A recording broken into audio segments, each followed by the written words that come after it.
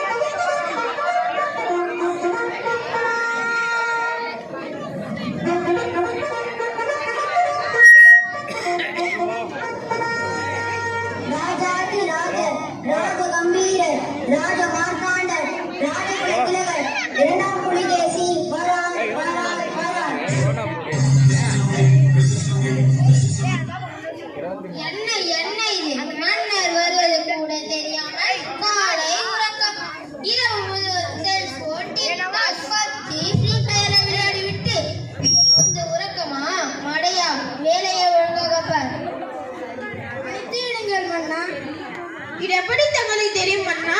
நானும் மலைதானே ராவிலாடி நான் நோடி அமைச்சரே. நாடு நல்லா இருக்கணும்.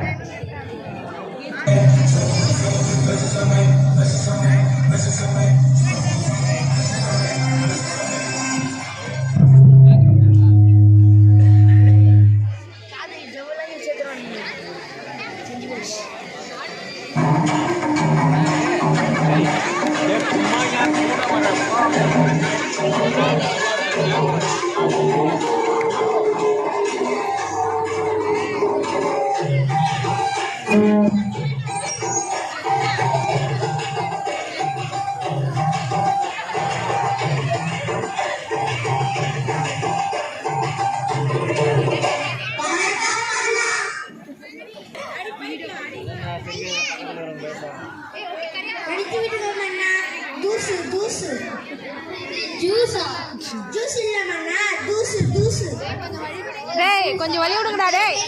டேய் டேய் அமைச்சர்களே, இன்று என்ன விவாதம்?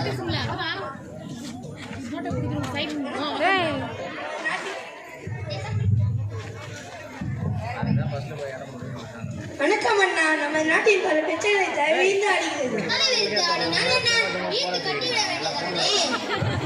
முதலாவது பசுத்தொல்லை, அடுத்தது தண்ணீர், விவசாயம், விலைவாசி ஏற்றம், பெண்களின் மீது இப்படியே பல பிரச்சனைகள் அண்ணா. நம் நாட்டில் இத்தனை பிரச்சனைகளா? அமைச்சர்களே, முதலாவதாக இந்த கொசு தொல்லையை ஒழிக்க கூறுங்கள். கொசு கடிக்க வரும்போது ஓடி ஒளிந்து கொண்டால் என்ன? அப்படியே உன்னை ஒரு பானையில் அடித்து வைத்தால் என்ன?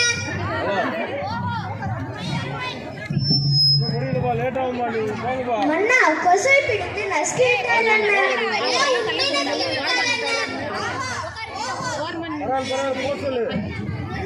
கொசுகளை பிடித்து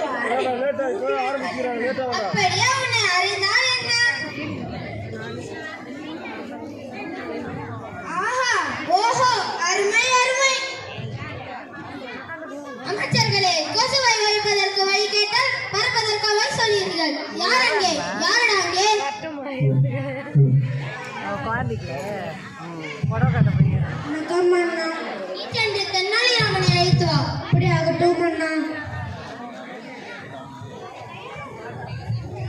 தென்னாலிராமன் வருகிறார் வருகிறார் வருகிறார். தென்னாலிராமன் வருகிறார் வருகிறார் வருகிறார்.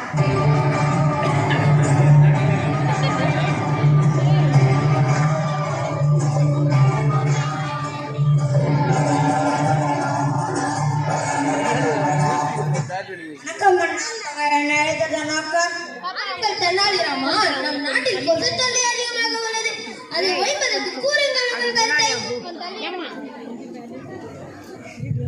அண்ணா வீட்டிற்கு அருகாமையில் குப்பை கட்டாலும் தண்ணி தராலும் பார்த்துக் கொள்ள வேண்டும்.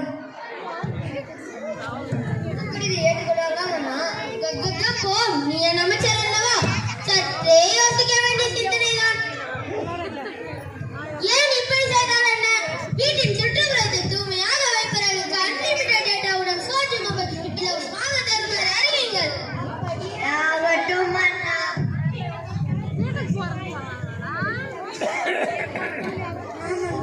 என்ன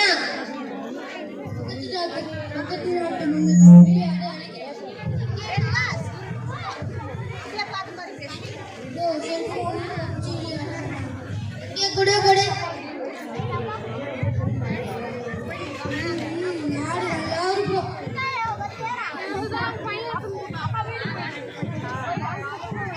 வணக்கம் அண்ணா. உங்களை காண பிரபலமான டிபேட்டர் செல்போன் உரிமையாளர் வந்துள்ளார். வரச்சொல் விளையாட கூட நிம்மதியில்லை. அப்படியாகட்டும் அண்ணா.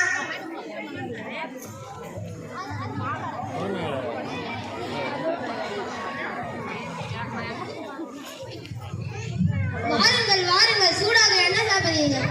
எதுவும் வேண்டாம் அண்ணா. எங்கள் டுபாக்கூர் கம்பெனி மொபைல் போனை உங்கள் நாட்டிற்கு அறிமுகப்படுத்த பர்மிஷன் வேணும். ஏது வேணாலும் செய்து கொள்ளுங்கள். ஆனால் எனக்கு புரிகிறது அண்ணா. உங்களுக்கு சேர வேண்டிய கமிஷன் சரியாக வந்துவிடும். நன்றி. தேங்க்யூ.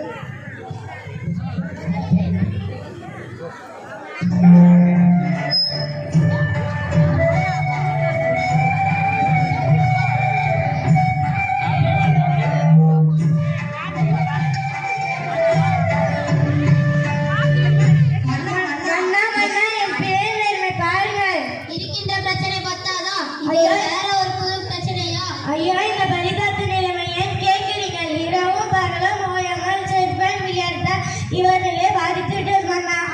ஆமாம், இந்த செல்போனில் இருக்க வழிதான் என்ன? அமைச்சர்களே கூறுங்கள் உங்கள் கருத்தை. இலவசமாக வரும் நெட்வொர்க் சேவை கட் செய்தால் என்ன? அப்படியே உன்னை தொலைத்து விட்டால் என்ன? ஆஹா, ஓஹோ, அருமை அருமை. செல்போனை பிடிக்கி குப்பையில் போட்டால் என்ன? அப்படியே உன்னை வாரி குப்பையில் போட்டால் என்ன? ஆஹா, ஓஹோ, அருமை அருமை. மன்னா, உங்களால செல்போன் இல்லாமல் உயிர் வாழ முடியுமா? கடினம்தான். யாருங்க யாருடாங்க?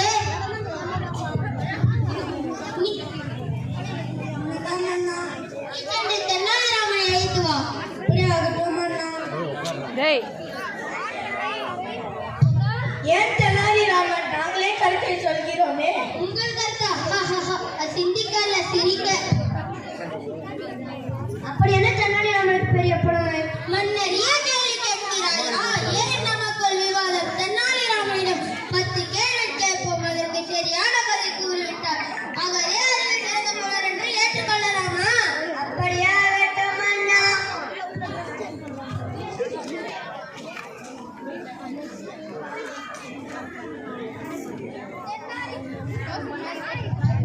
தென்னாலிராமன் வருகிறார் வருகிறார் வருகிறார்.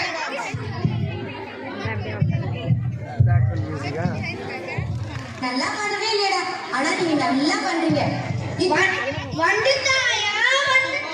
வணக்கம் அண்ணா. தாங்க என்ன அழுதல் வணக்கம். பாருங்கள் தெனாலிராமா, இப்பொழுது உங்களுடைய புலமையை நிரூபிக்க 10 கேள்வி கேட்க போகிறேன். அதற்கு சரியான பதில் கூறிவிட்டால் நீரே அறிவில் சிறந்த புலவர் என்று ஏற்றுக்கொள்ளலாம். ஏன் தெனாலிராமா சிரிக்கிறாய்? ஒன்றுமில்லை மன்னா. அமைச்சர்களே, கேள்விகளை நீங்கள் கேட்கிறீர்களா இல்லை நான் கேட்கட்டுமா? கல்வியிடம் பெற்றோரும் பள்ளியும் ஆசிரியரும் மாணவரும் வறுமையும் நோயும் நேரமும் பள்ளி விரதம் தொலைக்காட்சியும் தொலைபேசியும் கல்வி பள்ளி PUPS உடையாத்தமாரஸ்.